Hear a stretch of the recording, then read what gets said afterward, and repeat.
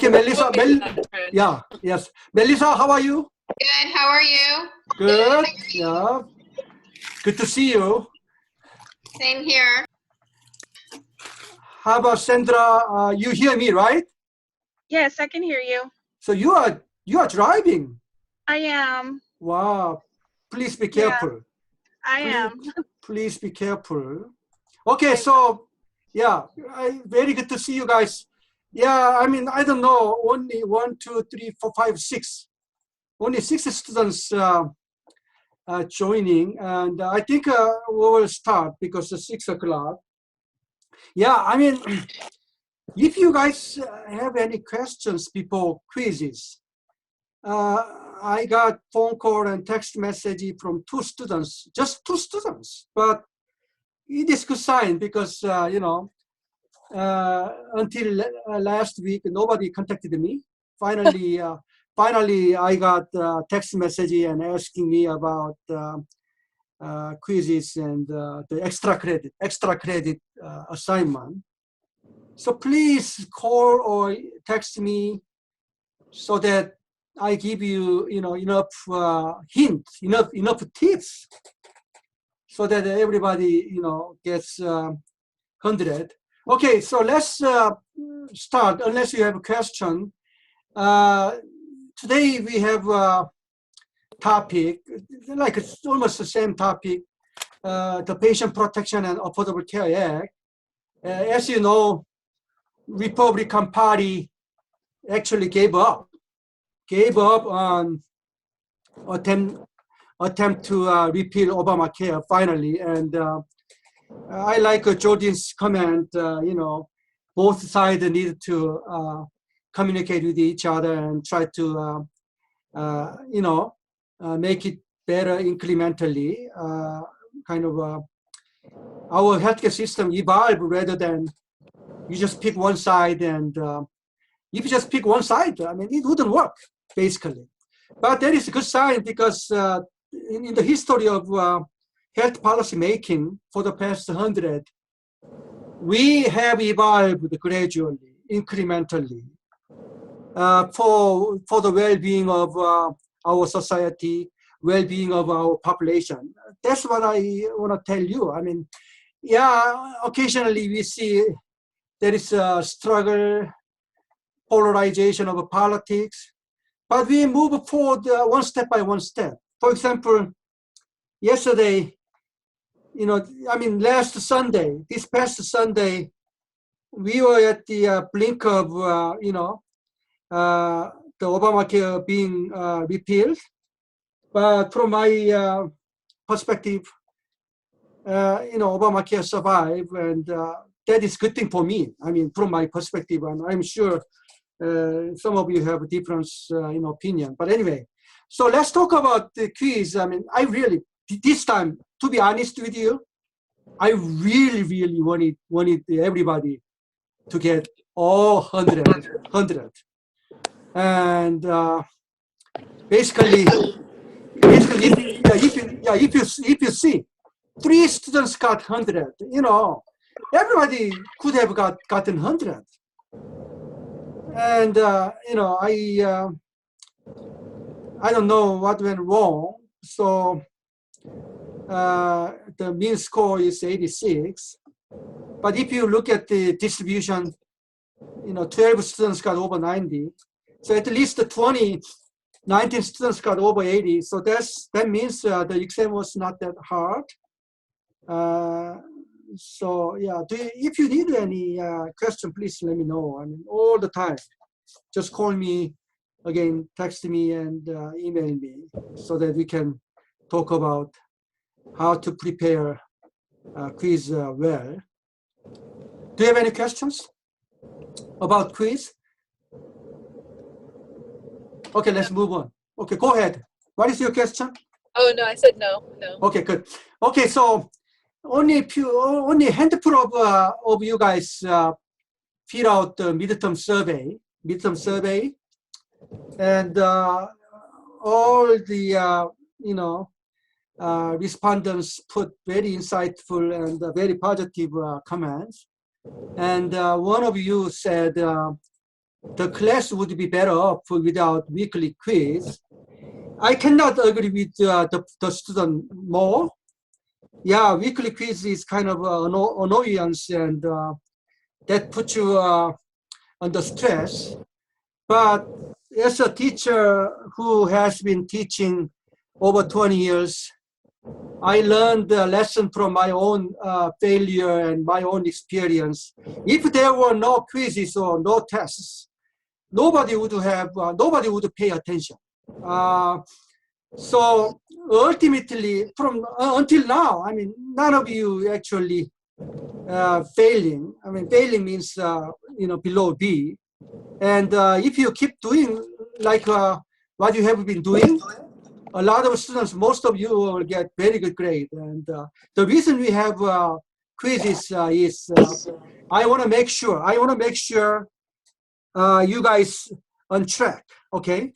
Otherwise, nobody would pay attention, and I know nobody would pay attention, and nobody read material, and nobody even bother participating in Zoom session. And I learned from your midterm survey, some of the classes you already took for your program did not have any exams or quizzes. That's what I learned from your survey. And to be honest with you, again, I hope you guys try to bear with me just 3 more weeks, and ultimately you'll feel definitely appreciative, because I mean the quiz has its own hidden agenda. And so if you don't like multiple choice quiz, I mean, let me know.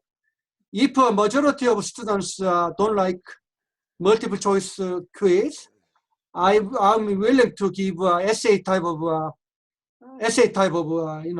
weekly exam. We have go ahead. Dr. Chung is Queenie. Okay. Although I'm not a superstar yet, I do prefer the quizzes. I prefer the quizzes over writing essays. Oh, really? Okay. I like them. It keeps me engaged. So otherwise, I'd probably fall off a little bit. But I actually like them. How about does any of you would like to have an essay type of quiz? No essays. Okay. All right. Quizzes are the best. Yeah. Okay. You actually learn a lot more with quizzes. Right. Okay. Test your knowledge. Yeah, because again, those people who join later, one of you mentioned that in your midterm survey, the class would be better off without weekly quiz, and so that's why. Okay, current event. You are all aware of what happened, right?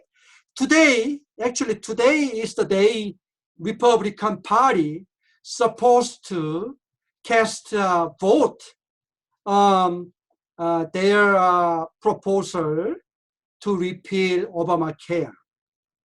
Actually, the proposal is basically spending cut bill rather than healthcare bill.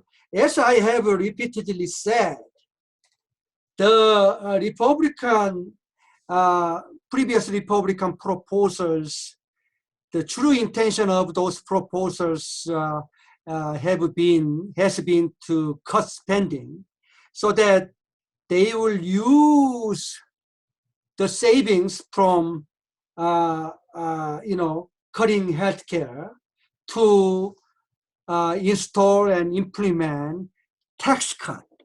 Because today, President Trump proposed massive, unprecedented tax cut bill or proposal, and where they would be able to find a funding source for the cut.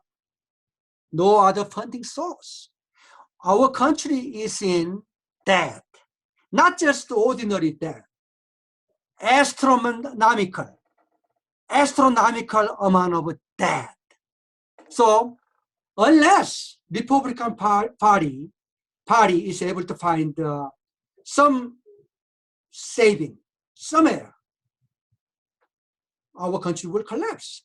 Without finding funding source for tax cut, our country will collapse. So that's why Republican Party's highest priority is to get rid of Obamacare first and save money from the cutting and use the money to tax cut. So apparently, as we saw, the resistance, look at here. Jimmy Kimmel, do you know what this, background shows? All those organizations that opposed against Republican proposal to repeal Obamacare. Basically, let me tell you this, 100%, not even 99.999%, 100% of entire all healthcare related organization opposed their proposal. Okay, American Hospital Association, American Medical Association, America's Health Insurance Plan, Diabetes Association, Heart Association, Cancer Association, all 100%. Okay, so I kind of surveyed how many organizations, 106 health-related organizations, all of them opposed.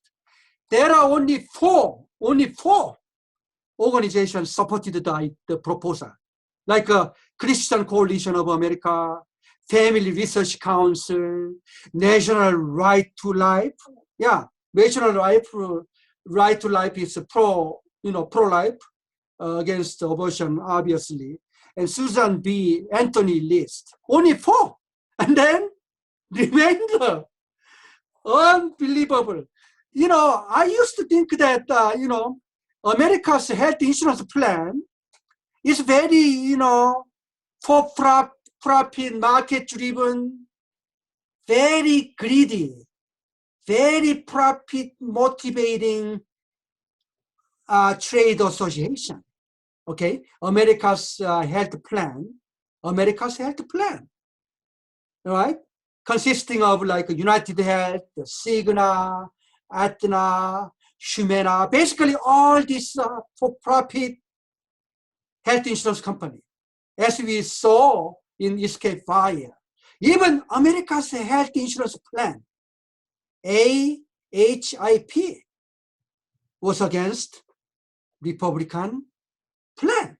Okay, so and even many of Republican governors, as I indicated last week, opposed.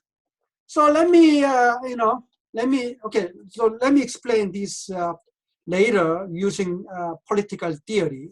Finally, we get to this point where we need to learn, the political science theory that support, right? Why policies that distribute benefits and welfare check, food stamp, hard to get rid of. Okay, so we'll talk about this about several slides later. And Jimmy Kimmel, he happened to become activist. Do you know how he got involved in this healthcare? Do you know how? Yeah. Okay, tell me, who's this? It's Roxy. Okay, Roxy, go ahead.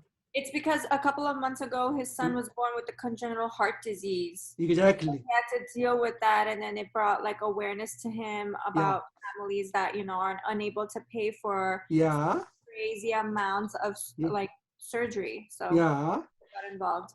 Yeah, basically his son, just like a Roxy superstar. Leslie is a superstar.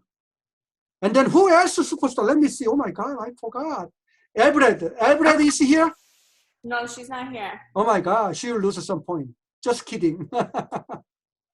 nobody will lose point because, not participating. Okay, anyway, so Jimmy Kimmel's newborn baby had to go on the open heart surgery. Unbelievable, right? I know, I mean, he's millionaire, so he could have afforded it, but he all of a sudden had sympathy or empathy toward people without insurance. So all of a sudden, this is by accident. He became activist. Yeah, but it's funny.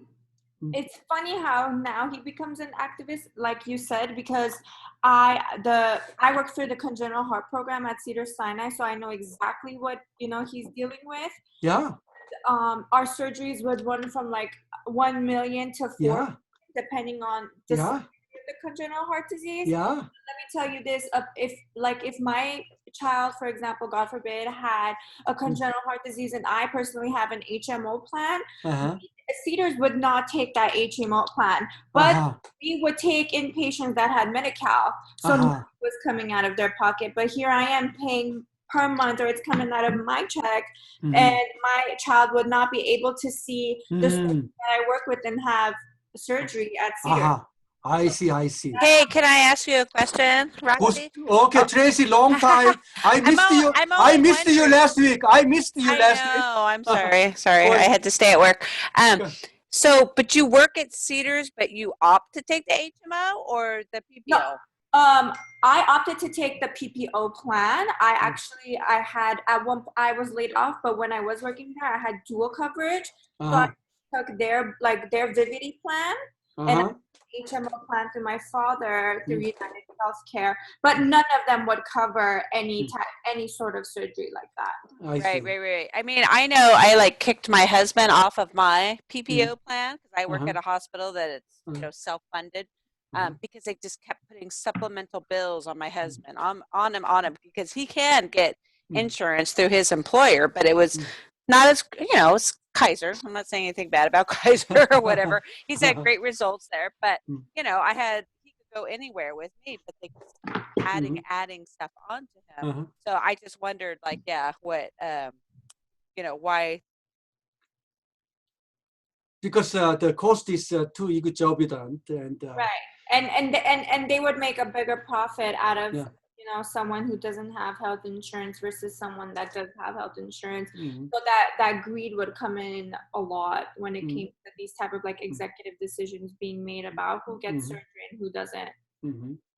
Because this is ordinary surgery. I'm sure the HMO would have covered, but sometimes if there's a major surgery that costs $4 million, obviously HMO probably is not good enough. Jimmy Kimmel's wife gave birth to baby at Cedars-Sinai. You know that, right? Cedars-Sinai, and Cedars-Sinai become very famous. I mean, initially, basically Cedars-Sinai is already very famous, but and the people, nurses and doctors show up at the show. I mean, at least their pictures and something like that. Okay, unless we have questions, let's move on. So finally, okay, so you guys all know, because we discussed healthcare reform last week, and sorry about technical difficulty.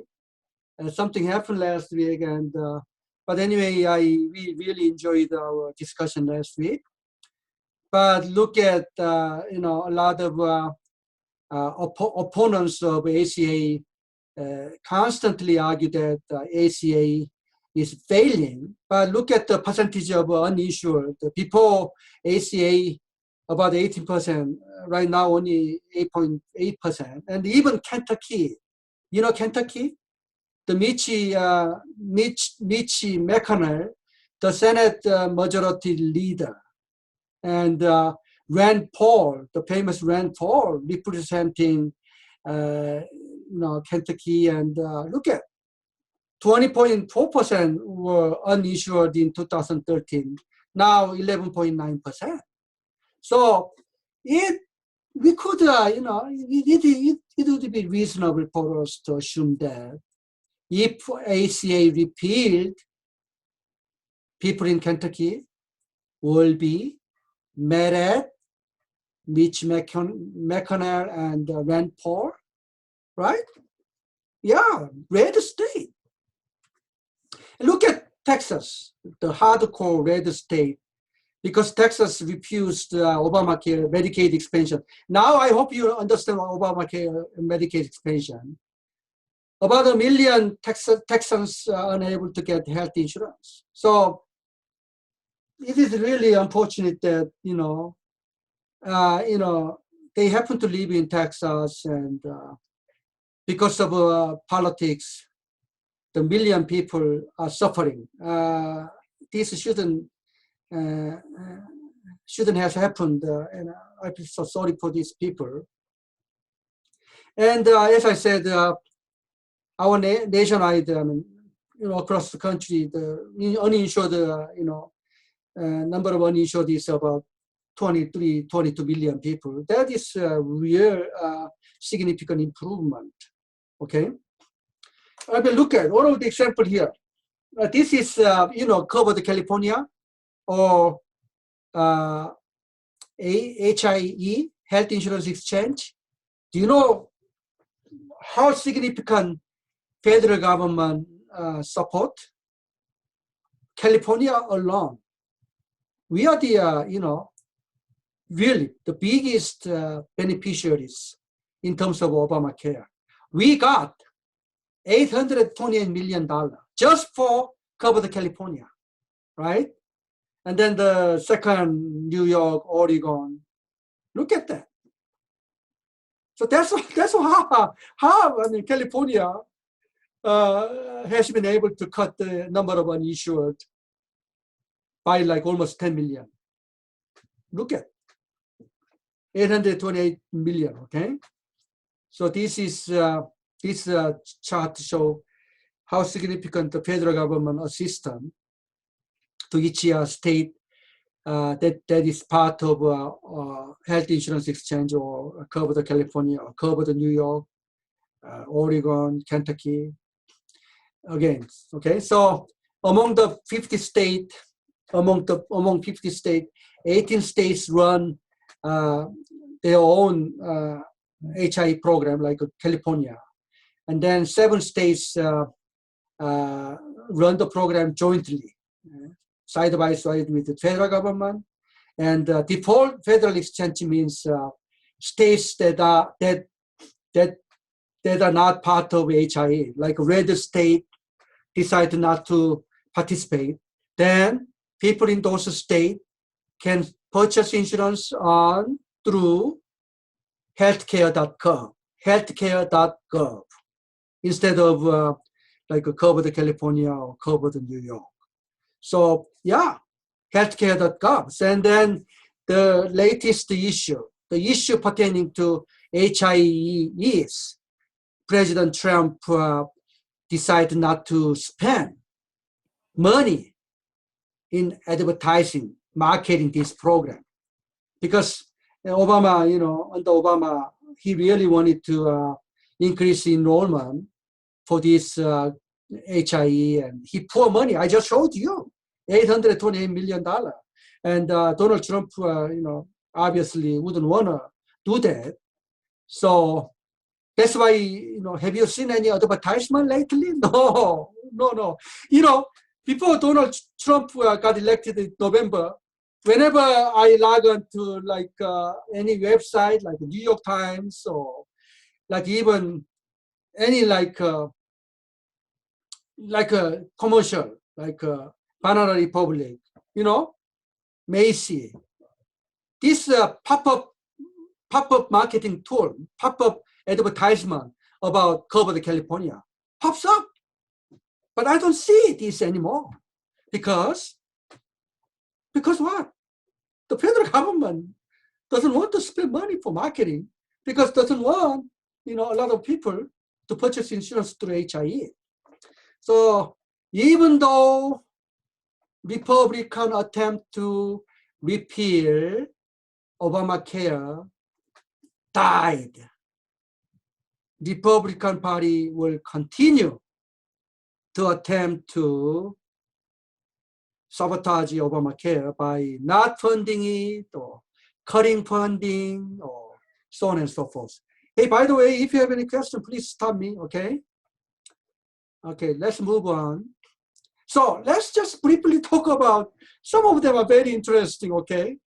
Some of them are very interesting. Let's talk about what has happened for the past 7 years since Obamacare was enacted in 2000, like March 23rd, 2010, okay? Very, very controversial, very ironical. For example, Republican-backed conservative group sue Obama administration for not adhering the implementation schedule. This had happened many times. Like I said last week, Obamacare has been challenged by conservative group for the past 7 years, about 71 times in Congress, not including this lawsuit, okay? So basically what happened is, I don't know you are aware, implementation is always hardest thing to accomplish. Basically, when you start implementing something, something that we didn't anticipate, something unexpected, something we didn't intend happen, right? So Obama administration kind of delay or postponing implementing certain policy. For example, let me give you this example. Like individual mandate was delayed, employer mandate was delayed, and some of, like for example, we'll get to this point again, this issue. If insurance, if any insurance does not guarantee like a basic coverage that ACA require, if you have that insurance, right, you will be kicked out, and the insurance company will have to close the policy if the policy does not guarantee the basic required set of coverage that is clearly indicated in Obamacare, the law. And then this is about 2-3 slides later. But then, when Obama, during the campaign before the first term, he just said to everybody, young men, especially young men and women, okay, if you already have insurance, we will honor your insurance, even though the insurance does not meet the basic requirement. So young men and women voted for Obama, right? Do you remember? Young men and women like us, like you. And then once he got elected, and couple years, 2 years later, all of a sudden, this young men and women's policy canceled because those policies did not meet basic requirement, right? So, Obama supporters complain and send a petition, and White House, the page that collects petitions and signatures, and then Obama had to change. Obama gave an executive order and said to insurance company, okay, we will honor those bad policy. So we decided not to enforce those policies. Okay, so those kind of, I just gave you just 3 examples, okay? And then conservative group, they definitely needed to pick something to file lawsuit, and they said, oh, according to the implementation plan of Obamacare, Obama administration supposed to implement this and that by now, and they failed to do that. So they filed lawsuit. So what a contradiction it is. They don't agree with the idea of Obamacare, but now they are filing lawsuit against Obama administration because Obama administration not adhering the implementation schedule. I mean, I couldn't contain my my lab friend, So this is like a comedy. Like a comedy, do you know comedy? Like a joke. So this has happened, already. And then conservative federal judge also ruled because of lawsuit, again, another lawsuit. And because Republican Party, obviously, you guys know, right? First term, for the first 2 years, Congress was under the control of Democratic. That's how Obama was able to enact Affordable Care Act. But then, because of that, the control actually moved to Republican Party, right? So Republican Party start controlling Congress, and they refused to allocate budget for Obamacare. So do you know how Obamacare run Affordable Care Act? Executive order. His own, he bypassed regular process of allocating budget through Congress. So he used his own power and allocate money, right? So that's why federal judge ruled that is illegal, that's not constitutional, blah, blah, blah, blah. And so basically, largely Obamacare, had been running with this kind of, money, not regular route, but kind of, shortcut. So, but that's why major provisions collapse, like co-op. I told you last week, co-op collapsed because co-op definitely needed the budget through Congress, and Congress refused to allocate budget because co-op require billions of dollars, and Obama couldn't come up with billions of dollars, right, without going through Congress. So that's why co-op collapsed. Co-op collapsed. Okay, so let me ask you a question. Now this is discussion time. So now we just witnessed, Republican attempt failed. So do you think Affordable Care Act will ultimately survive and prosper, or what? Okay, I know many people are participating now. I know, who would like to say something about this? Yeah, Melissa, I know you are there. Jordan, you are there, I know. Oh my God, I need to remember everybody's name. Tell me what you think.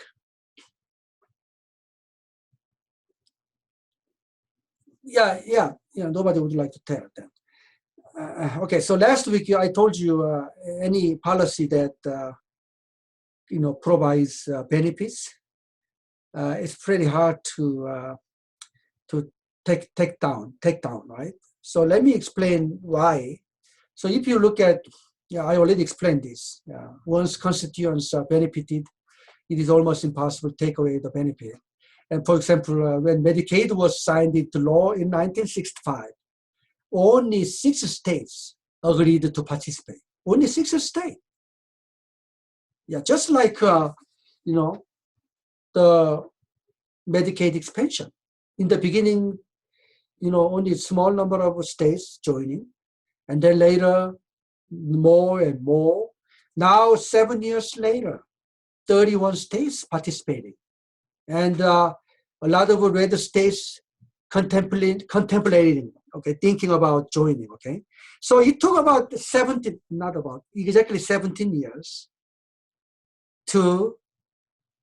years for all 50 states to participate Medicaid. 17 years, right? And Medicaid still prosper, still continue. And I told you Medicaid is the really major, biggest public healthcare insurance, okay? So let me explain why why it's impossible to take away benefits. So this is a political science theory. Okay, look at. Please pay attention on this table. So if you see here, causes, right? Causes, and then up here, benefits and causes. So there are two conditions under causes: diffuse, and concentrated. So causes diffuse here under this condition and concentrated. And then benefit, again, first condition is diffuse and second condition is concentrated, right? So there are four conditions here, four conditions. The first condition here, condition number one, both benefits and causes, both are diffused. Both are diffused, right? So let me just explain this first condition, okay? Condition number one. So if you have a full-time job, right, which I believe that everybody, right, fall in this situation. Everybody has a job, almost everybody. So if you have a full-time job or a part-time job, you pay Social Security tax, Medicare tax, right? And we pay tax, right? So Obama or even Donald Trump used tax money to run Affordable Care Act, and federal government use our tax money, Medicare tax, to run Medicare program, and our Social Security tax to run Social Security program, right? So causes are basically diffused. If you are healthy, able to work, then you pay this type of taxes. Unless you are disabled, right? Unless you are too old, or you know what I'm saying? So almost everybody pay tax. So that's what I say here. That's why I say here, causes are diffuse. Then how about benefits? Benefits are diffuse too. Once you hit 65, right? Or once you become disabled, right? If you lose your eyesight, if your kidney fail to function, right? You start getting benefits. Like I say, ACA, contribute to what? About 20%.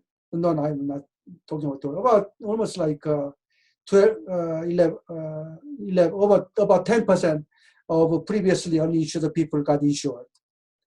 And so basically under this scenario, causes, which is tax money, diffused because everybody pay taxes. And benefits are also diffused. Everybody get the benefit. But if you look at this section, number two, condition number two, even though causes are diffused here, causes are diffused, benefits are concentrated. Here, veterans benefit, because our military system is not drafted, right? Unlike during Vietnam War or World War II or World War I. Our military is basically professional military, not the draft system. So we pay tax, and government use the tax and provide benefit for veterans. Not everybody. Like agriculture subsidy, same thing. I mean, especially nowadays, agriculture are like a multi-nation, business.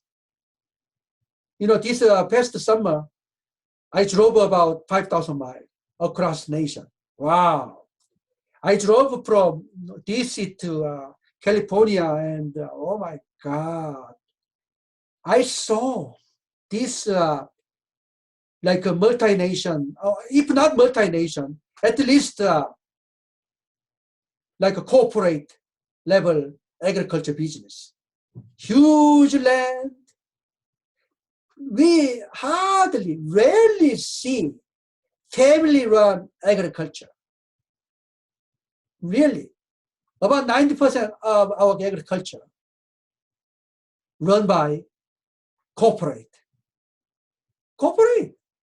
And do you know what happened for the past 100 years? Because Congress constantly received this donation, political fund from corporation, agriculture corporation. They constantly subsidize agriculture, which our society shouldn't do. If agriculture run by family, mother and father, obviously there is a reasonable, there is a reasons behind subsidizing, because small-scale family-run agriculture would collapse without subsidy. But all those small-scale agriculture collapsed already. And this corporation, they don't need a subsidy, but Congress give and take, constantly provide money, poor money, so that investors can continually taking advantage. So what I'm saying is, we pay tax, the government and politics use our tax to what? Help agriculture business, make a profit. Only few people. Like oil import quota, like Medicaid, the same thing. Medicaid is not entitlement, I told you. We pay tax, and only who make, under the federal poverty level get benefit. Even though, as I said repeatedly, even though Medicaid is the largest public insurance program, in theory, Medicaid is more like means tested. Means tested means based on availability of funding, and also supposed to cover only the poor people, only the poor. So you see, everybody pays tax, only the poor get benefit, right? Or occupation licensing, same thing. Occupation, not everybody get licensed from state government, state agency, licensing agency, or professional regulation, okay? So condition number 2 is basically causes diffuse, because everybody pay taxes, and the only few people got benefit. So benefit is concentration, like a taxi medallion. You must have heard. Do you know what taxi medallion is? If you pay attention on newspaper article, or you must have heard taxi medallion. Okay, nobody would like to say anything. Taxi medallion is basically, you are a taxi driver, like in Chicago. If you drive a taxi without any accident, major accident or major moving violation for 10 years, you are entitled to owning your own taxi. Owning your own taxi. That is called taxi medallion. So taxi medallion was very, very valuable until Uber or Lyft, all these new type of transportation appeared. Taxi medal, your own, cab, your own cab. You run your own taxi company, just one driver and one car. But the world, your car worth like $750,000, at least $500,000. But then Uber showed up, Lyft showed up, all of a sudden the value of your own taxi plummeted. Now your value only 5,000, or even 5,000, nobody would like to purchase your own taxi. So these people, oh my God, they are the loser. The worst loser in the history of our country, I would say. Loser. Okay? So, but before, this thing happened, we pay tax and only few drivers take advantage of this program, right? So you interpret this table like this. And then like food and drug regulation, costs are concentrated. Why? Because those pharmaceutical companies, right? They pay very, very high application fee in order to get patent for their invented drug. So concentration, very, very concentrated costs. And then once the drug commercialized, put in market, a lot of people will take a benefit. So that's how we interpret. So benefits are diffused here, but concentrate. So, and then number 4 is basically, you know, both the costs and benefits are concentrated, right? Like a labor bargaining, you must have seen, you know, while you are driving or while you're walking down the street, you know, construction worker union and even teachers union, they, you know, picket line and they refuse to work and, right? Labor bargaining, costs are very, very concentrated and benefits are concentrated because look at these labor union members, they are willing to give up their job in order to put themselves in better leverage, better bargaining situation. But once they win this, the war against the employer or against, you know, LA public, you know, school district or even, you know, CSU, because we are unionized and basically every 3 years we go through labor bargaining. So if we win the, you know, bargaining, we will have a huge reward. If you lose, you might lose your job, laid off or fired, and obviously you don't get any raise. So you see this, under this condition, costs are very concentrated, but benefits are concentrated as well, right? So in this situation, look at most, I would say almost all policy that provide a benefit fall in condition number 1. Condition number 1. So basically, costs are diffused and benefits are diffused. So people wouldn't feel a lot of burden because everybody does the same thing. Everybody pays social security tax, regular tax, income tax, Medicare tax, payroll tax, everything.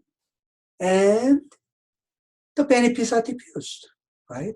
Once you hit 65, right? So people would not have a high stake. So wouldn't have that desire, strong desire to fight, understand? And also, once this type of policy in place, like I say, and once benefits start dispensing, right? Dispensing, start providing. Everybody say, oh, this is ordinary. This is life as, I mean, business as usual.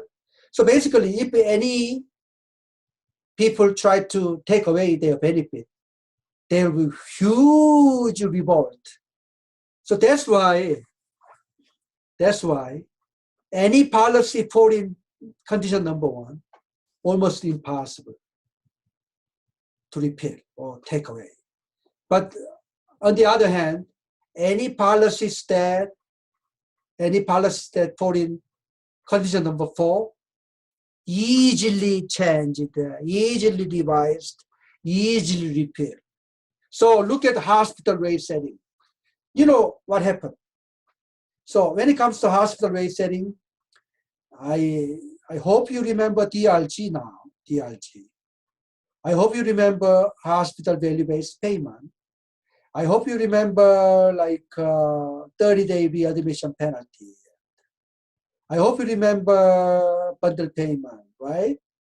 So hospital rate setting constantly evolve and change because it affects only the hospital. And costs are very severe. Like the other day, who talked about Medicare's charity care program? Who talked about? Who talked about Medicare's charity program? Yeah, in the discussion forum. This discussion forum. Oh my God, this is sign of dementia. I used to be very good at remembering students' name. But anyway, so costs are concentrated and the benefits are concentrated. Change always take place very frequently, right? Here. So using this, model, cost benefit, concentrated and diffuse. If you apply this model, we could safely say any policies that fall in this condition, number one, hard to repeal, hard to take away, hard to repeal, or hard to stop. Okay. So if you have any question, plug in any policy that you think that fall in number one or number two, number three, and number four. So number one, change is very difficult here. Number four, change is very easy to take place. And then number two and three, between, in the middle, okay?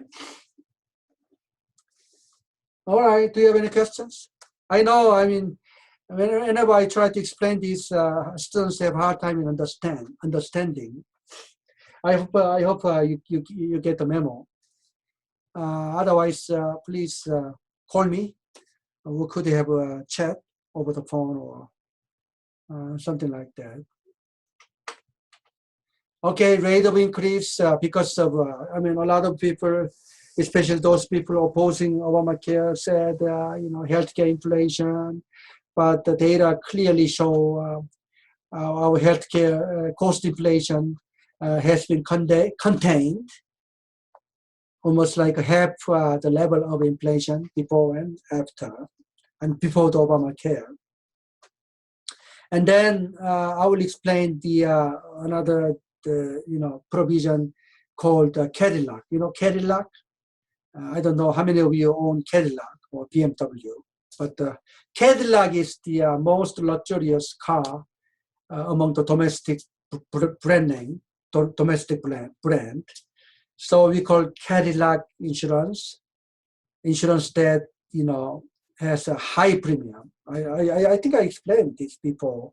So Cadillac insurance, actually, if you have Cadillac insurance, you pay taxes. I will explain later. And in order to avoid the Cadillac insurance, employers start sharing the cost with the employee.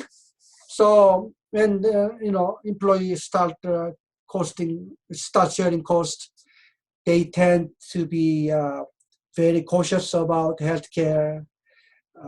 Do you remember I explained moral hazard, right? Moral hazard. So how our healthcare or health insurance industry avoid moral hazard? They put cost sharing.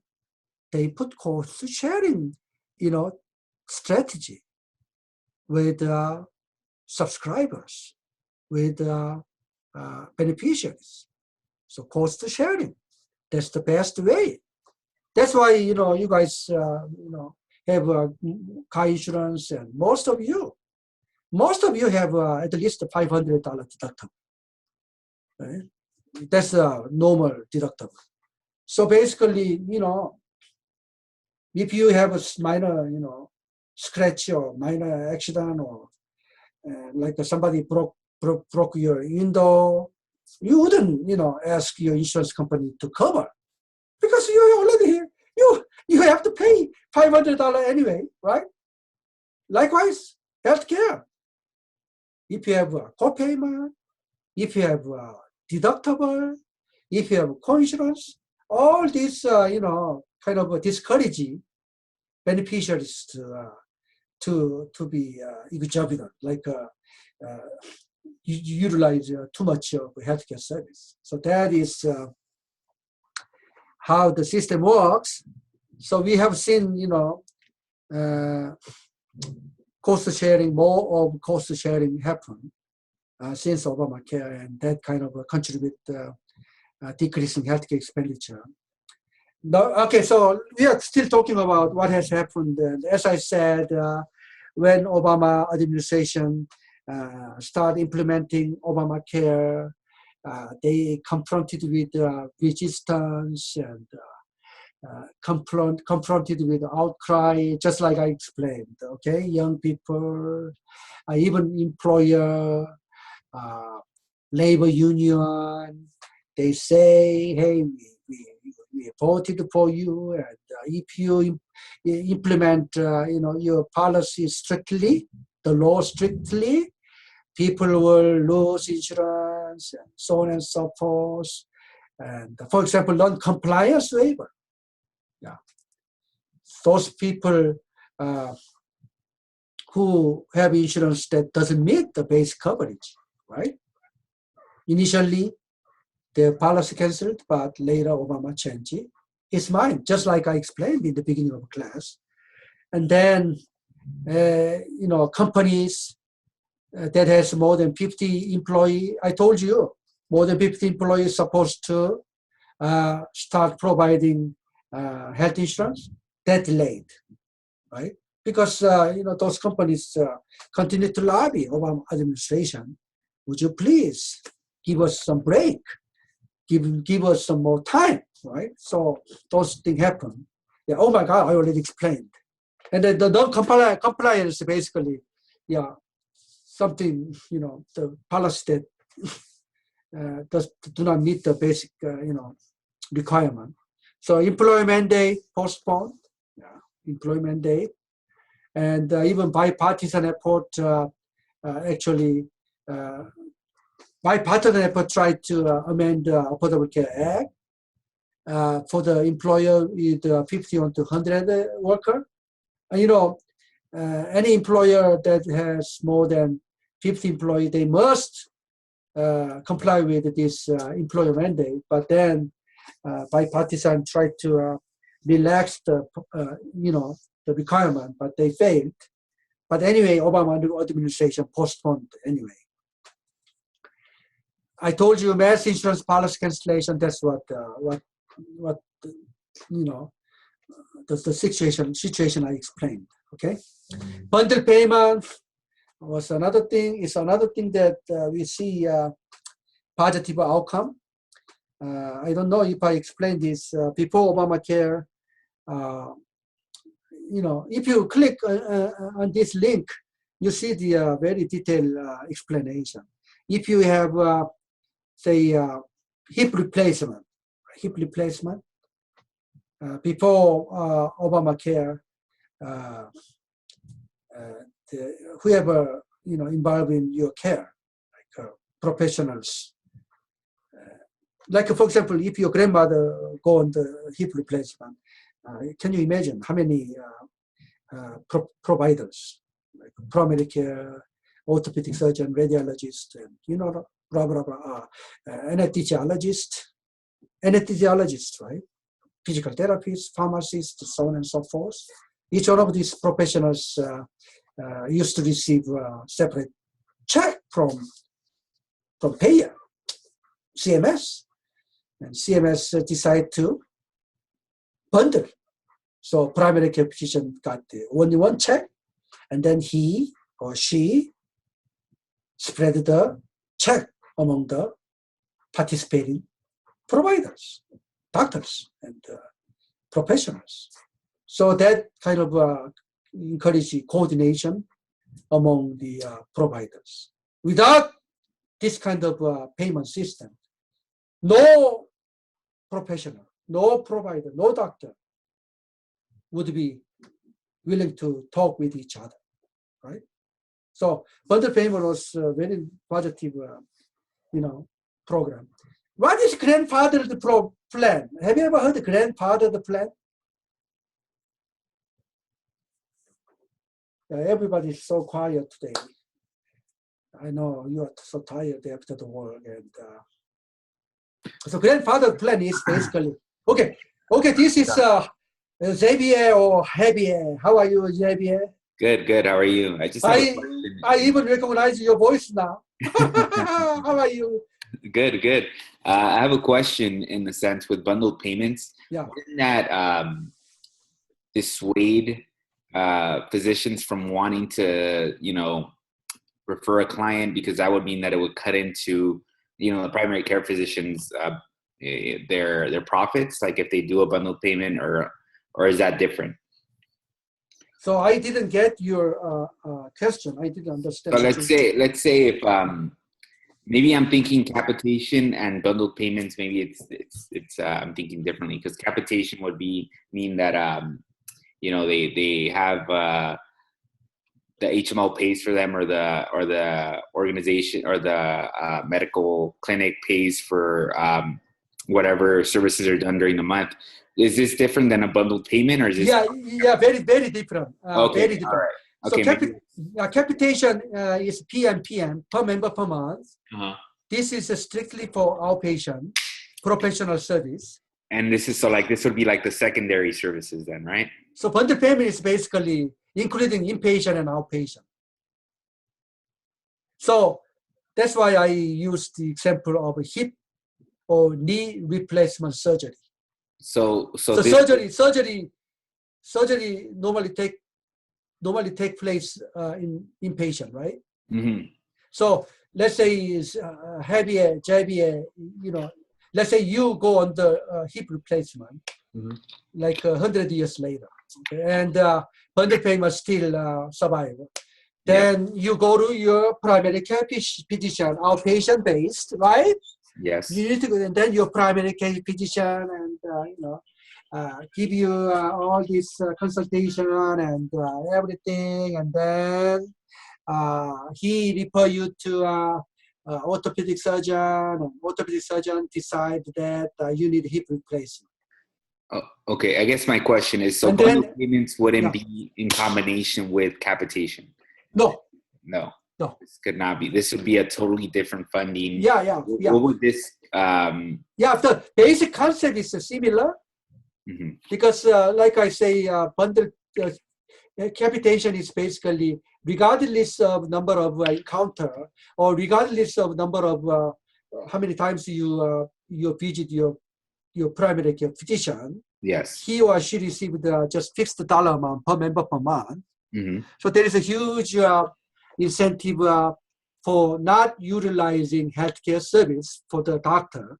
Yes. So if you are paid based on per member per month, you would definitely discourage your patient to see you, right?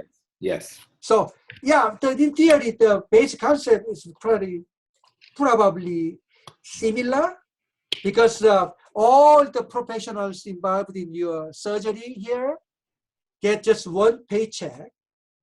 So in order to, that is basically encourage coordination, outcome-based. So if your patient cured and healed quicker and show optimal outcome, these professionals will have savings, and they will make more profit out of this service. Mm-hmm. So in a sense, the bottom line concept is very similar, but bundle payment including inpatient care too, inpatient service. Okay. PMPM is strictly outpatient. Okay, so I guess my understanding, or my way of trying to understand it is like when I think of capitation, I think of HMOs, and that's how they get HMO. And then, so bundled payments would be more of like a PPO service, or how would that? Bundled payment is basically, I said here, CMS program. Oh, through Medicare then. Yeah, exactly, Medicare. Okay, makes sense. Yeah. All right. But again, as I said, Medicare, when Medicare implement this type of service, private insurance companies follow suit. Oh, okay. Always, like a DRG was Medicare program. But then private insurance company implement DRG as well, right? So hospital value-based purchasing is basically CMS programs, Medicare program. Insurance companies, private insurance company also implement hospital value-based purchasing. So whatever the government does, private insurance company actually follow suit, right? And one more thing I would like to explain, because Javier actually very good point. And if HMO patient hospitalized, right? Hospitalized, the hospital paid based on DRG, the HMO's DRG, okay? You know what I'm saying? I guess my confusion was I was trying to add bundle payments into like a HMO, but then now that you explained that it's through Medicare, now I understand where this would come in. So what I'm saying, let me just go one step further. So basically, HMO capitation is for the outpatient professional service, right? But what if JBA, you guys have HMO, okay? JBA is hospitalized, like you are hospitalized in Kaiser Hospital. Yes. And your HMO pays the hospital, the HMO's DRG, because that is inpatient service. So HMO capitation is for the outpatient professional service.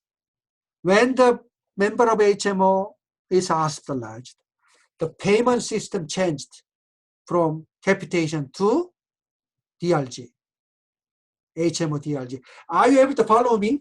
Yeah, I understand where you're going. Yeah, now clear, right? Yes. Yeah, clear, okay. Thank you. I ask you, who knows grandfather? I mean, yeah, grandfather basically, I briefly just talk about, if you already have insurance, you already have insurance before Obamacare was enacted. Whatever the insurance said, and whatever insurance, have in terms of, coverage and policies, honored. So even if your insurance you already have before Obamacare, it's not that good, doesn't meet the basic requirement, right? The basic requirement of ACA, Obamacare, your insurance is honored. That is grandfathered plan, okay? So if you click on this link, you have a very detailed description about how the system works. Premium differential. One thing good about, I like this, because if you're a smoker, there's, ACA does not allow discriminate based on pre-existing condition.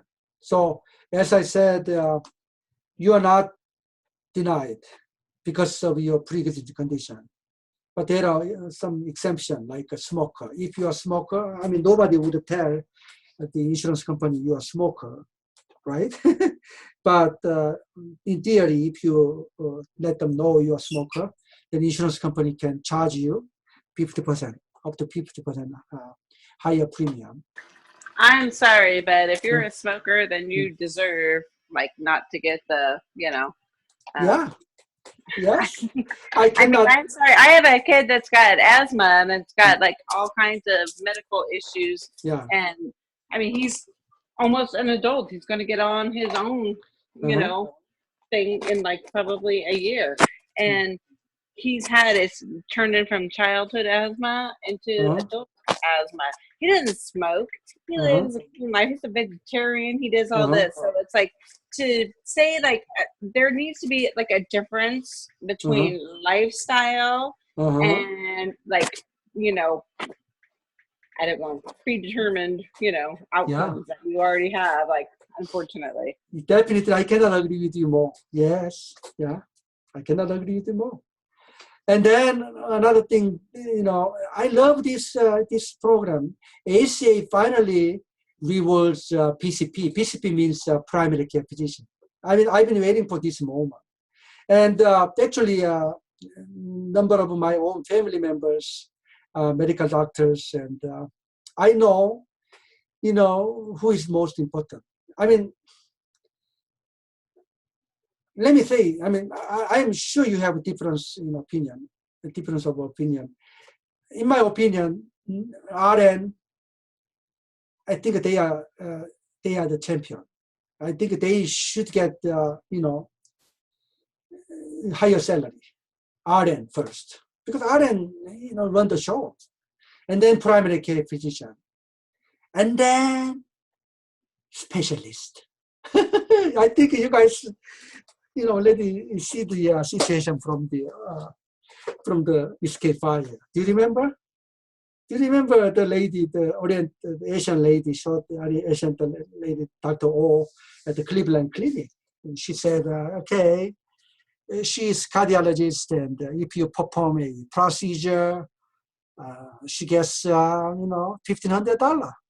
But if she spent 45 minutes, you know, trying to figure out what causes the patient's problem, 45 minutes, she says $15. Oh my God. That is where we are. And you guys must watch the, you know, the Sick Around the World, right? Not yet? You watched the Sick Around the World, right? Yes, we watched that. I need to watch it again because I saw that the last discussion is on that. Yeah. Look at Germany and other developed country. All the developed country, they don't have that big gap between primary care physician and specialist. No much difference. We are the only country, okay? We are the only country. It's like twice, triple, quadruple, right? What's wrong with this picture? So finally, the federal government got the memo and start rewarding PCP, and that means what? Please provide the coordinated care. Please provide accountable care. Because without primary care physician, who will function as, you know, the coordinator? Nobody. The specialist wouldn't understand the field of primary care. So primary care physician like a family practitioner, general internist, pediatrician, they understand, you know, everything, right? So put high emphasis on these people, and Obamacare start paying more for primary care field or primary care physician or services. And so we are very lucky that attempt to repeal Obamacare that, in my opinion, I'm sure, just say something. I mean, what you think? In my opinion, you know, this trend, you know, shall continue rather than stop, right? So bonus payment for primary care service. Yeah, go ahead. Well, I have an opinion on this only because, like, I see not only just that, like, that it doesn't count, but we get a ton, and it may be just because of like where we're located and our demographic, but we get a lot of people that have, and I think it's slowing down actually because they're afraid, that have no insurance. So they go to the emergency room and they try to get emergency Medicare, Medi-Cal, come to, you know, our center, which, I mean, we don't care. We treat whoever, you know, needs to be treated. But I see that, you know, there is a system like where they know, like they possibly have known somewhere else, because of course they want to get treated in the best place ever, which is, you know, Southern California or whatever, you know, or in the United States. And so they come here and they use the system, which, hey, I'm not saying I'm against, I'm just saying that that's what I see, because we get a lot of, you know, when they're inpatients and then they come down. And come down. Where are you, Tracy? Hello? Hello? Oh, hey, I'm sorry. I'm having really bad difficulties with my internet. Oh, guys. So you are still there, right? Okay. I am still here. Okay. Great point. Great perspective. Yes. So would you like to continue? You didn't stop. I mean, you didn't finish your talk. I am not sure where I stopped because my internet is bad, but okay. So I don't want to continue. I don't want to keep continuing on. I just see that there's a lot of people that come in from other countries and they try to get the emergency stuff. But I've actually seen it slow down, and I'm not sure it's because of the administration's, stance on immigration or whatever. So they're afraid to actually put in for that. So it's interesting dynamic. So you are talking about your hospital, right? Your hospital. Yeah. Yes, my hospital. Yes. Yeah. So you see a lot of international patients, and they tend to use the emergency room. Yes. Oh my God!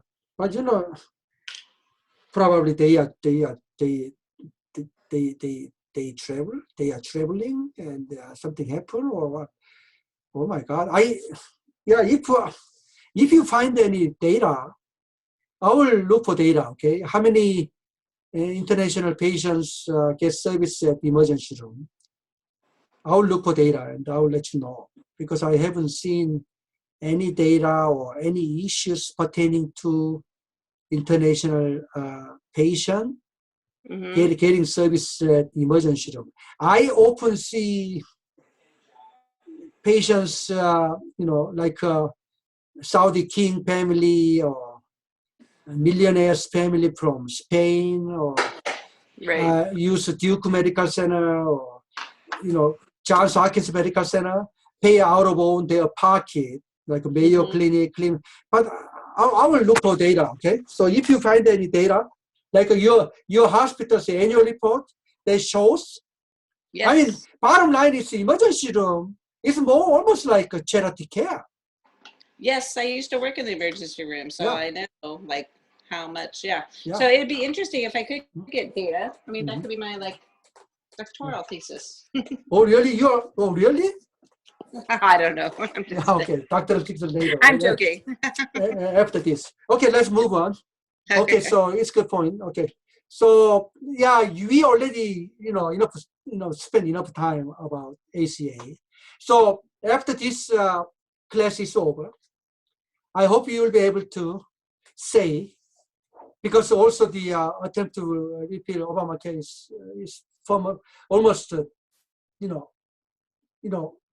permanently died. So all these major program provisions, right?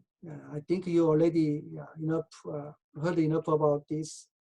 I hope you understand. No lifetime limit. No. Have you ever heard of donut hole? Let me explain donut hole today, so that you have a clear understanding of what donut hole is. Requirement of a basic coverage, I already mentioned, right? Some of young people, young and healthy, they don't need comprehensive coverage, and they purchase, really bad insurance, and they still voted for Obamacare.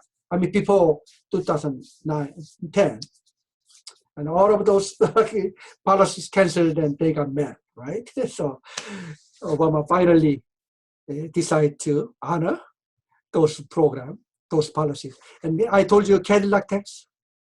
If your insurance premium, if you're individual exceeding $10,000, you pay. Let's say you pay $15,000 as a single person. So $15,000 minus 10,000, that's $5,000, right? You pay tax for the $5,000. If your family total insurance premium, annual insurance premium is beyond exceeding $27,000, you pay tax, 40% tax of whatever amount exceeding the $27,000. We already talked about co-op. We already talked about MLR. I hope you remember. We already talked about Sunshine Act, right? And then minimum appeal right. So yeah, if you are denied for coverage, there is a place you can appeal. So Obamacare help you appeal, right? So now you have right to appeal. So your appeal will be heard. Before Obamacare, basically, even if you appeal, your appeal just buried in this, interest groups and these strong and powerful insurance companies lobby. But lately, because of Donald Trump new policy and trying to sabotage, this kind of provisions are not honored, as well as under the Obamacare. But in theory, this still should be honored. Okay.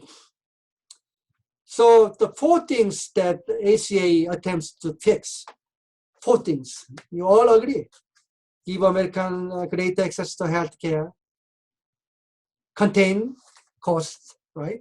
Rein in out of control costs, add more consumer benefit and protection, prevention and wellness program. So let me ask you, can you give example for number first bullet point? Give Americans greater access to healthcare.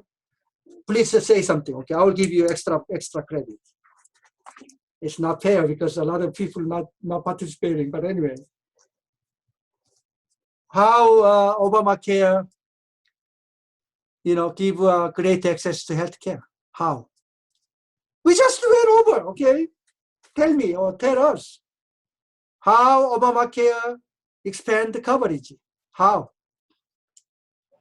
Obamacare. Can you hear me, Professor? Yeah. Okay.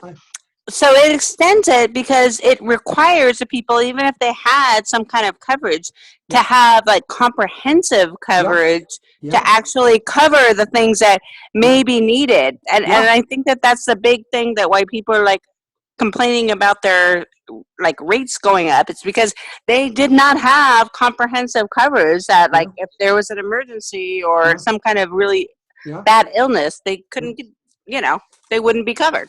Exactly. Yeah. So, definitely, your policy definitely need to provide basic set of coverage. That's one thing. How about greater access? Increase access?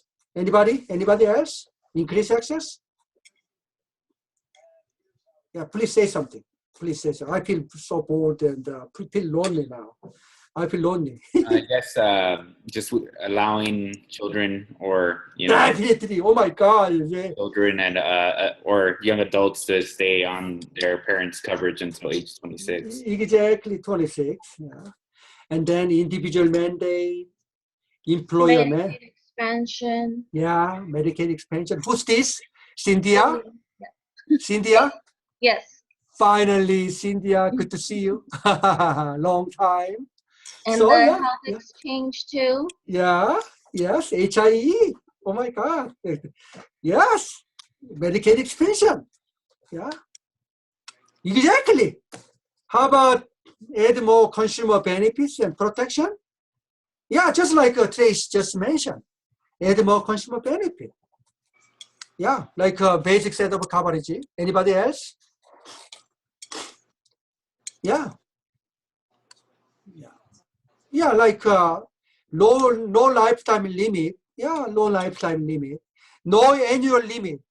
If you are old enough, I bet you still remember. You used to have an annual limit like $250,000. Annual limit $1 million. We don't have such a thing. And then protection. Again, as I said, even if you have a pre-existing condition, you are not denied, right? All this protection. Yeah. Yes. Yeah. How about prevention and wellness program? Again, these basic set of coverage and Obamacare provide or guarantee prevention like a Medicare.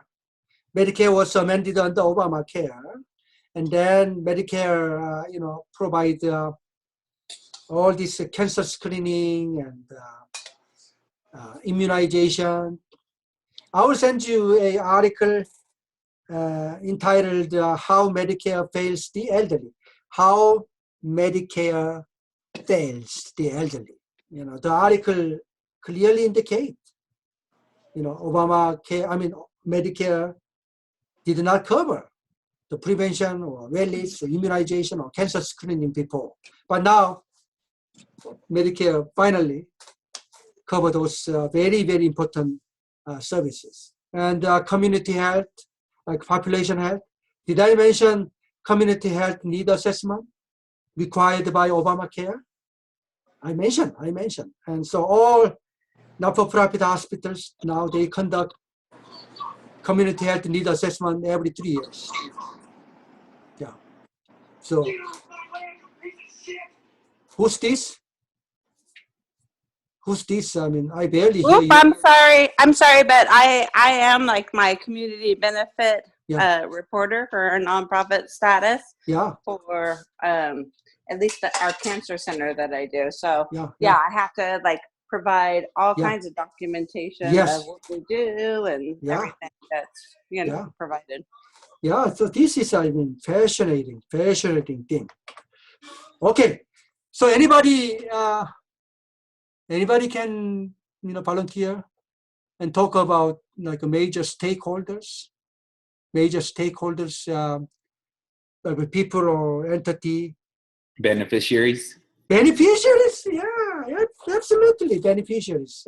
Obviously, beneficiaries protection, their minimum coverage is guaranteed, so on and so forth. the government. Yeah, government, because government is a significant payer, right? Like elderly, insurance companies, right? Hospitals, healthcare industry, anything else? Medical device manufacturers. Why medical device manufacturers? Because they assume a lot more taxes. Yeah. And Xavier just mentioned, beneficiaries.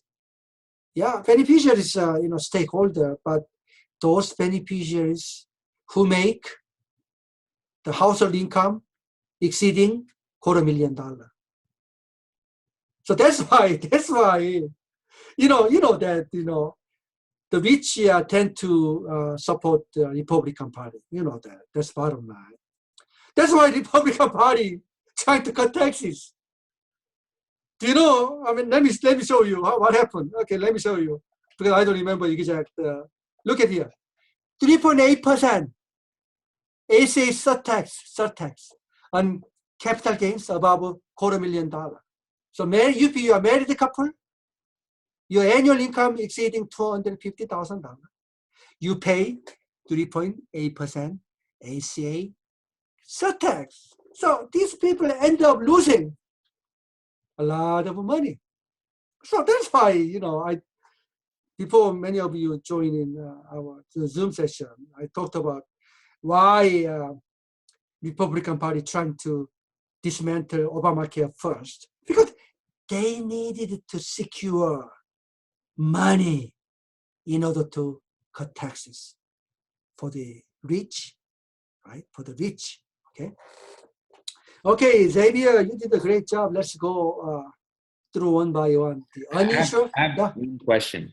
Okay. I know this is relating to healthcare, but there's a lot of expenditures in military, right? So I don't understand how for them it's people, the wealthy, they don't view that as something that should be cut instead of something that's more expensive than medical benefits. Exactly, Xavier. Yeah, you are the superstar today. You and Tracy and Cynthia and those people who spoke out, and initially Roxy Roxy, are you still there? Roxy. But anyway, that's the problem. You know, compared to healthcare spending, let me tell you this. Our military spending is a lot more the healthcare spending, a lot more, okay? A lot more.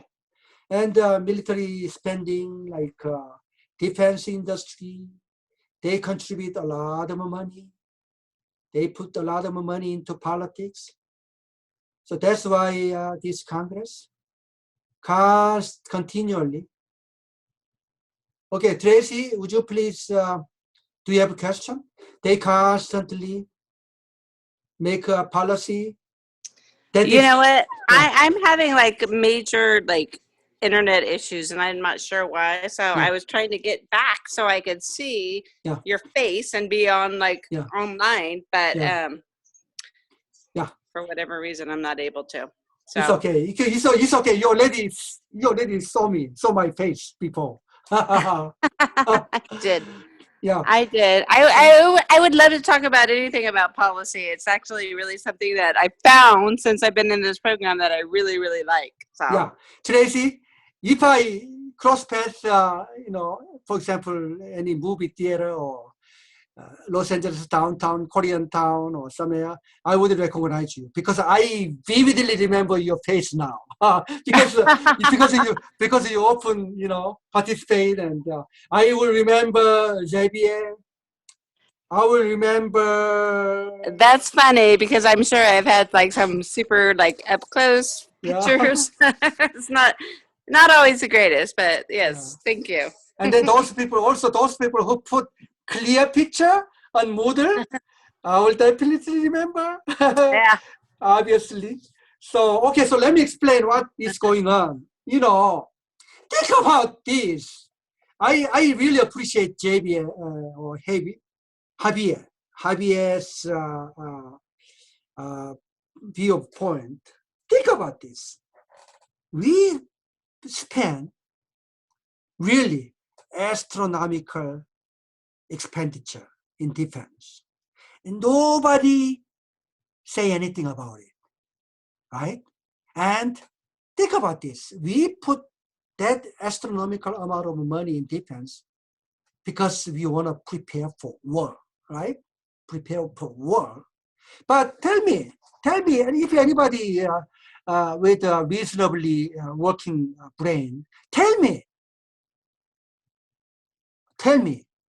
why people die. Of course, it is sad. So it's sad that our military, our soldiers die in Afghanistan, our soldiers die in Iraq War, Gulf War, before Korean War, Vietnam War, and World War II, World War One. Kind of World War II and World War One are kind of too extreme, very extreme example. So, but anyway, more people die because lack of prevention, lack of wellness care, right?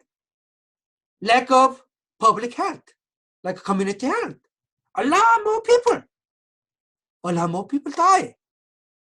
And now we spend exorbitant level of money in defense in order to prepare war.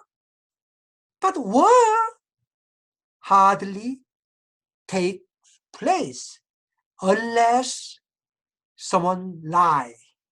Okay, of course, there at times there are good reason behind war. If somebody attack us first, like the crazy North Korea, the rocket man, Donald Trump used the word rocket man, the crazy rocket man, but he will never launch missile attack. Why?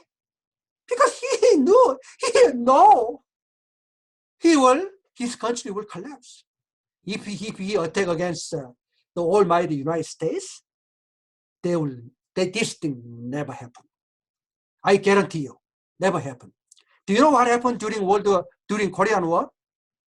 During Korean War, the population in North Korea wiped out. About 99% of buildings destroyed because of B-52 bomber, B-52 bomber, basically wipe out entire North Korea. And we almost won the game. And then China,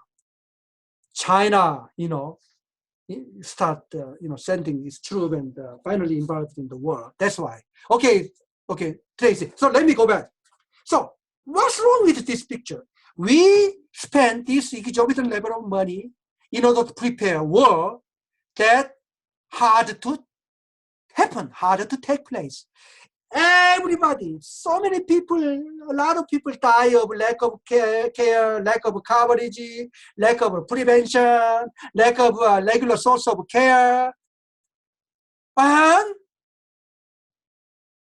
Republican government trying to get rid of this, the most important safety net that protect lives of our population. But they never attempt to cut defense budget that is for war that hardly happen.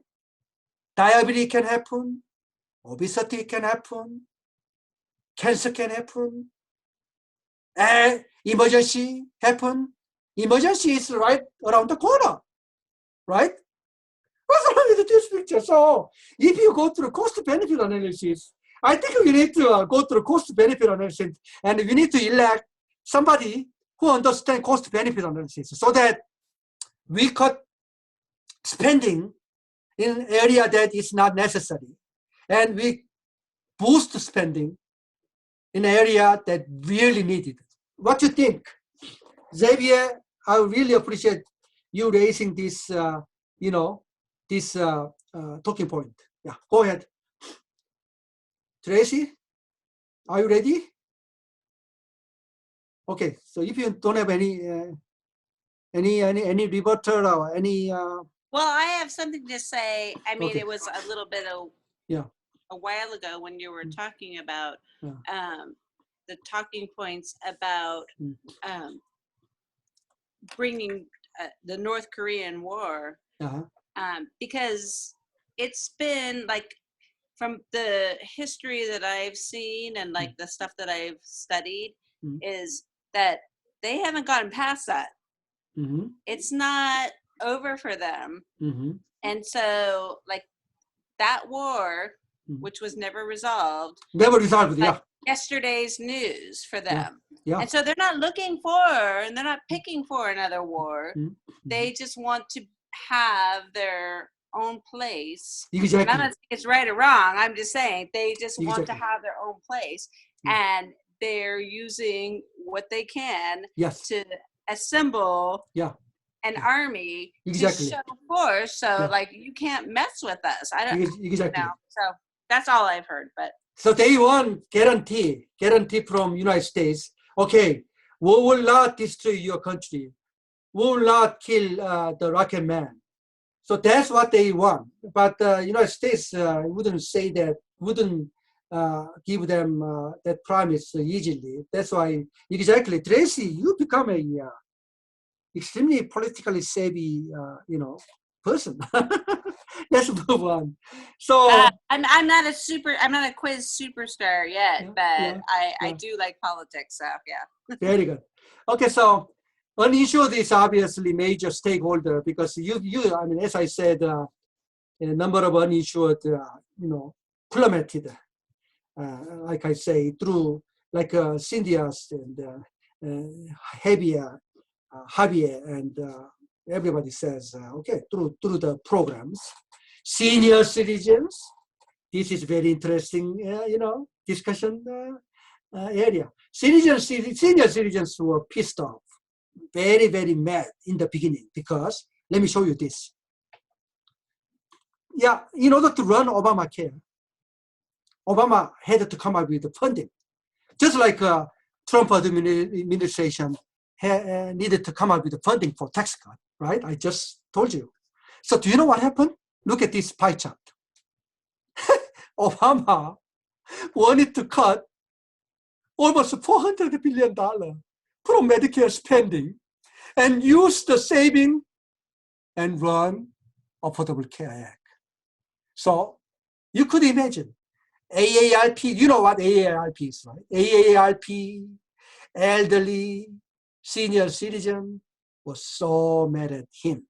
So initially, look at this pie chart again, how Obama, came up with the funding for various programs embedded in Obamacare. Look at Medicare cutting, like $332 billion, and individual and employer penalty, when employer does not comply with the employee mandate, they pay penalty, individual pay penalty, Medicare tax, health interest fee. Health interest fee is basically, I already explained to you, medical device manufacturers, pharmaceutical, they pay additional tax. High cost insurance, I told you. Cadillac tax, I told you Cadillac tax. I hope you understand what Cadillac tax is, right? So, all this, and uncompensated care. What does this mean, uncompensated care? Because Obamacare expand coverage, hospitals would not see as many uninsured patients as they used to see, right? That way there is a huge savings for them, right? So we aggregate all these savings and cut. That's how Obama came up with the funding, $938 billion, right? And Obama intend to cut deficit by $124 billion. And let me go back here, senior citizen. So when AARP and senior citizens saw Obama's plan, they inevitably became mad at him, right? So Obama finally came up with kind of a carrot. Okay, I understand why and how you are mad at us. My administration will expand Medicare prescription drug coverage, which is elimination of donut hole. I know you guys like donut, right? Krispy Kreme. I love Krispy Kreme. Even though I'm a marathon runner, I hardly eat sweet thing, but I love Krispy Kreme. About 80% of Krispy Kreme is sugar. You know that, right? All this covered by sugary, surface. Oh my God. That's. There's a runner likes Krispy Kreme. Oh really? Yeah. So the Obama administration tried to eliminate donut hole. Let me show you how. Okay. So this is a donut hole. If you understand this mechanism, you could say after this class is over, expert of a prescription drug. So before Obamacare, so Part D. Part D is prescription drug coverage, right? I hope you remember, each one of the Medicare, there are four programs, Part A, Part B, Part C, Part D. You remember, right? Part A is for hospitalization. Part B is for professional service outpatient. Part C is managed care. Part D is prescription drug. I will put some questions about this again for this upcoming quiz, okay? I promise. So before Obamacare, this is how Part D covered the prescription drug. So initially, there is a $295 deductible, just like your automobile insurance. You pay $500 deductible out of your own pocket first.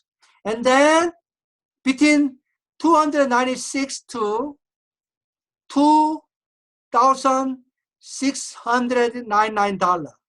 So this area, Part D pay 75%, you pay 25% coinsurance. Are you able to follow me? Okay, I assume that you're able to follow me. And then $2,700 to $1,503. This period, this area, you have to pay. Come on in, 100% out of your own pocket. So that we call donut hole. That we call donut hole. And then once you hit $6,154, then party start paying whatever beyond, whatever exceeding the $6,100. Okay? So basically, Medicare pays 80%, your plan pays for 50%, and then you just need to pay 5%. So this donut hole we call the coverage gap or donut hole.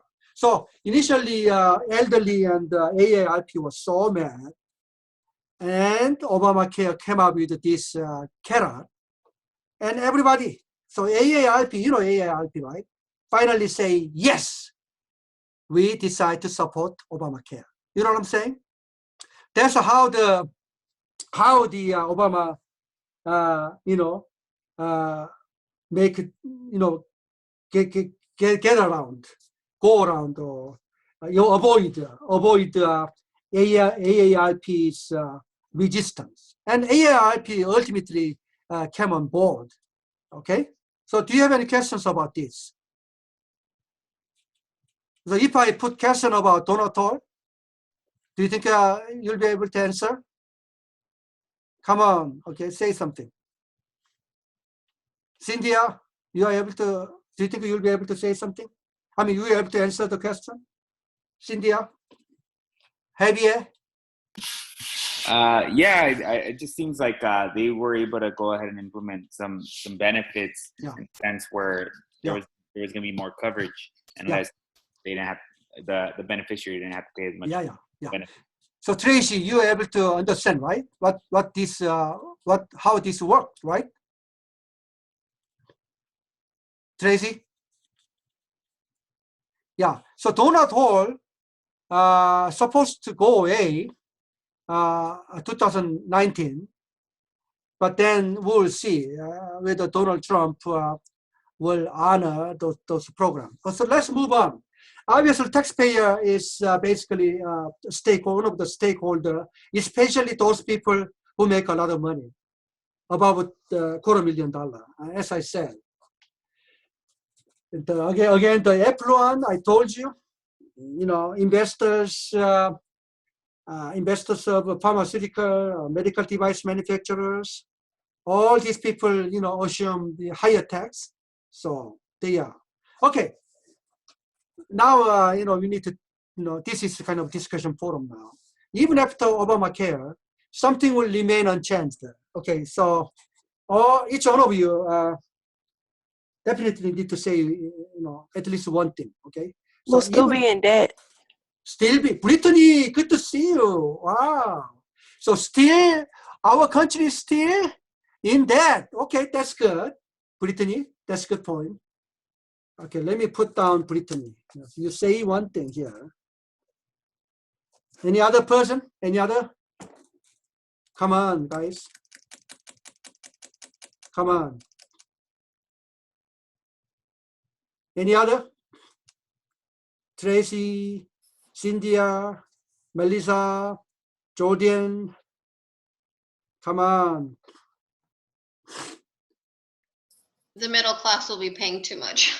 Middle class paying too much because government use our taxes that we pay and support the Medicaid expansion. Yeah, that is very reasonable, Melissa. Okay, good. Anybody else? Anybody else? Medicaid will still be expanding and growing due to people won't be able to afford health care. Yeah, that's good. Yeah, because we saw from the Republican attempt to repeal, their attempt complete failure. So Medicaid expansion continue, I bet. And even Republican governors wouldn't want to give up Medicaid expansion. That is Brittany. Okay, 2 times. That's good. Anybody else? Healthcare costs will continue to go up. Healthcare costs continue to go up, but not as high rate as before Obamacare. But it's good, Xavier. Yeah, healthcare, yeah, expenditure continue to go up. Inflation continue to go up. Anybody else? Yeah, you guys already answered almost everything. So basically, like Brittany say, Melissa, that's very good, very unique perspective. Yeah. Why people are mad at Obamacare in the beginning? Why? Because we are forced to purchase insurance. So that's something that, U.S. population, biologically, we don't like that kind of government intervention, right? So there are a lot of people still don't like the government, intervening our privacy and right. So that's very good point. And Xavier says the healthcare costs still go up. And then one thing that you didn't say is uninsured. There will still be some uninsured people unless we bring about the universal healthcare or national healthcare or national health insurance. And then, like Xavier and Melissa, Brittany, you guys, basically you already covered indirectly. We don't know. I already mentioned we still have some uninsured people. And Melissa, you mentioned that middle-income people or middle class or above assume a lot more burden than the poor people, right? Brittany, I like your optimism. Medicaid expansion will continue, and yeah. And one more thing I would like to say is, we still don't know how to fund Obamacare. That's the problem. We still don't know how to fund HIE. We still don't know how to fund Medicaid expansion. If you are able to come up with the funding, oh my God, 100% of the population would support Obamacare. One way is to cut military spending in half. And Exactly, Xavier. I am on the same page with you. I cannot agree with you more. I told you, military spending, we put that much money in something that will hardly take place. But as I said, well, at the rate the president is going now, we need to continue with the military spending. Yeah, because we don't, he's unpredictable, and I don't know. We don't know what he will do. So, okay, Brittany, I think you are superstar today. Oh my God, these people, you guys have a unique perspective, and I hope you'll open up your heart and your mouth, for the rest of the term. Okay, say something very, very so. We are not sure what our president will do, so that's why we put money in military. Okay, that's a good point. But again, we put that much money in something that hardly predict. But healthcare is basically, without healthcare, people die, right? And we can't continually trying to cut spending for healthcare, but we never talked about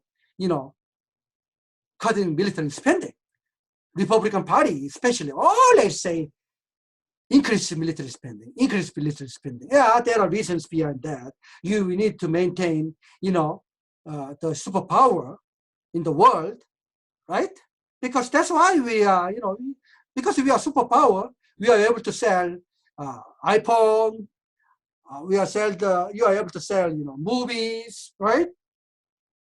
CDs, all these softwares. And Hollywood, all this, software, and yeah. So that's why, we continue to remain as a superpower. Yeah, there is a reason. But, going through cost-benefit analysis, basically from health services researcher viewpoint, we'd better expand and increase spending in healthcare rather than defense. Okay, So I mentioned like 5, 6 things. Okay, please remember, the most important thing is we don't know how to continue to fund Obamacare, and there will still be some uninsured people. Right now, 8.8%. Those people remain as uninsured, right? And then Xavier said expenditure will continue. Melissa said taxpayers still assume the burden, right? Right, because it's more it's like an income redistribution program. Exactly. That's why we call like you take money from those who work and give it to those who don't. Yes. Yeah. Yes. That's why middle class gets. Yes. So we call redistributive policy. We call Medicaid as redistributive policy. Just like Melissa say, government collect money from middle income or above, and then use the money to give a benefit for the poor or something like that. Okay, that is very good. Play or initiate, play or pay, or right? If you don't comply, you pay penalty. If you comply, you don't pay penalty. Like we have seen like employer mandate or employee mandate. I mean, not employee mandate, employer mandate, individual mandate. All these are basically play or pay initiative. Or like a bundle payment, hospital value-based purchasing, or 30-day readmission penalty. All these play or pay. Because if your hospital see a lot of patients return to your hospital within 30 days, you pay penalty, right? So, okay, do you have any questions? Come on, guys, say something before we adjourn. By the way, I would like to introduce Runal, future student for the program. Runal, do you see Runal's face? Please say hi. I don't know what I'm looking at. Yeah, here, camera. Guys, by the way, Runal works at the UCLA Medical Center, right? Yeah. So Runal would like to pick, kind of look at how's the system going. So she will make a decision whether to join our program or not. Okay, so unless you have a question. Quick question, could you briefly explain the donut hole again? Okay, that's what I want to hear. Okay, so let me go back to the donut hole, okay? Okay, so I told you Medicare Part D. Part D is prescription drug, right? Mm-hmm. The Part D does not cover 100%. So if you look at the bottom here, so Brittany, you see deductible here? Yes. Yeah, how much deductible here?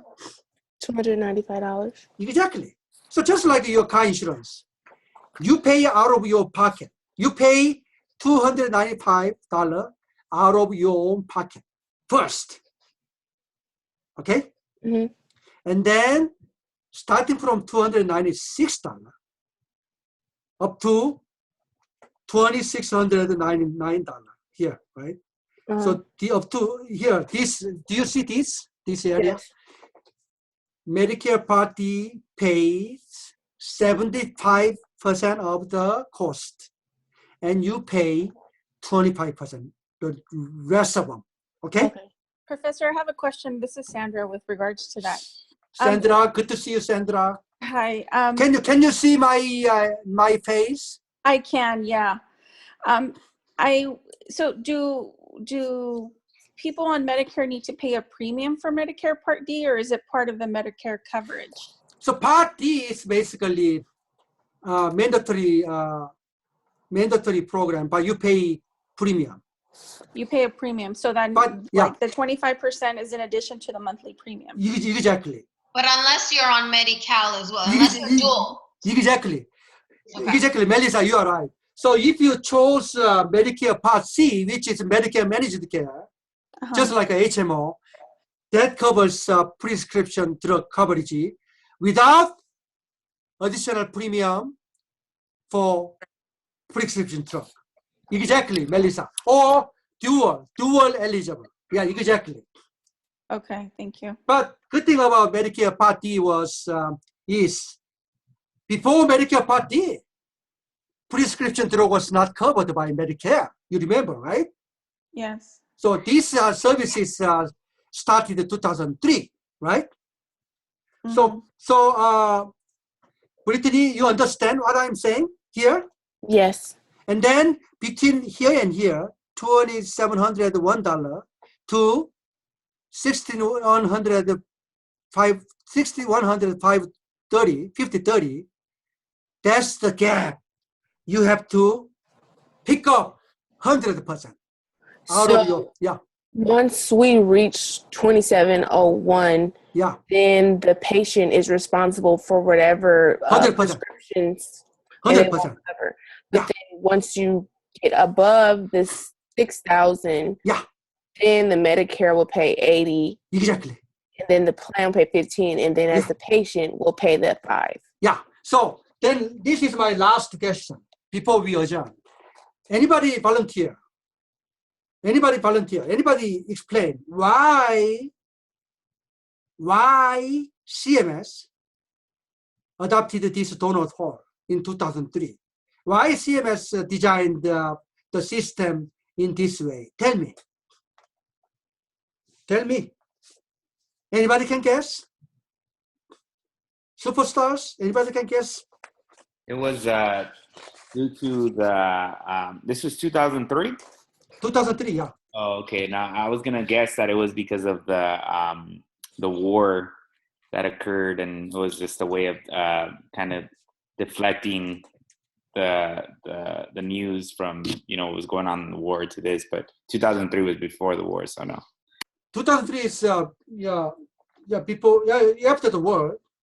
So JBA, I think you still remember because do you remember I gave you a lecture last week about healthcare reform and how and why Bush president, second president, not the first president, decided to provide this prescription drug because our country was mad at the deception.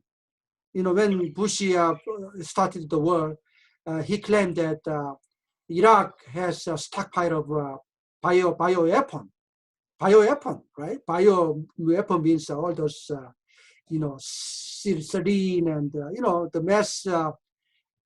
massacre. Weapons of mass destruction. Yeah, mass destruction. But when we invaded the Iraq and we just wiped out in the beginning, right? We didn't find even single bioweapon. So he was attacked by mass media and politicians and general population. So he needed to come up with something that attract the general public's attention. Okay, so that's why he decided to provide this new benefit. So that's the political reason. But the more practical reason, because time is running out, is that without this coverage gap, donut hole, only the sick people take advantage of this program. What this means is, those people who need a very expensive brand name cancer therapy drug, and those people who need diabetes expensive drug, those people need tens of thousands, or if not $100,000 coverage. So if these people get 100% coverage, healthy people, ordinary retire, and the ordinary elder, when they need a prescription drug coverage, money no longer available. Because these sick people spend the money set aside for Part D quickly. They spend this money quickly, right? So that's why if there is a gap like this, even sick people are discouraged to use the program. So, the system worked like this. If this is not Part A, this is more cost-based program. If the money is set aside already run out, no more people will get benefit. So the idea of donut hole is to spread the benefit among the wider beneficiaries than narrow beneficiaries. I hope you understand. If you don't understand, please call me or email me or text me, okay? So I just have one question right before we finish. So that means that right now, that donut hole, 100% of people are paying their right now, yeah. Still, yeah. But then after, like it says right there, 6,154, then that's when the benefits kick in again. Yeah. And okay, but this is going to go away possibly in 2019. Supposed to be go away, but you know, you have seen, you know, Trump administration trying not to has been trying hard to sabotage, and so we will see. But in theory and according to Obamacare, the donut hole supposed to go away 2019. So unless you have a question, have a great weekend. I have one more question, just go ahead. Relating to me though. I still have not submitted my topic paper. Is that going to be an issue? It's just that I still had. Is it okay if I still send it in? Please send. Please send. Okay, because I already know my topic, but I just haven't submitted like what I'm going to be doing it on. Go ahead. Okay, good to see you, Cloud. Okay. Cloud Munot, oh my God, long time no see. Cloud Munot and Samantha is here. Who else is here? Oh my, Carla is here. Carla, oh my God, I know. Queenie is here. Tetavig is here. Oh my God, a lot of people were here. But quiet. Please say something next time, okay? Okay. Have a great weekend. Bye-bye. Good weekend. Take care. Good night. Good night. Okay. So let me stop.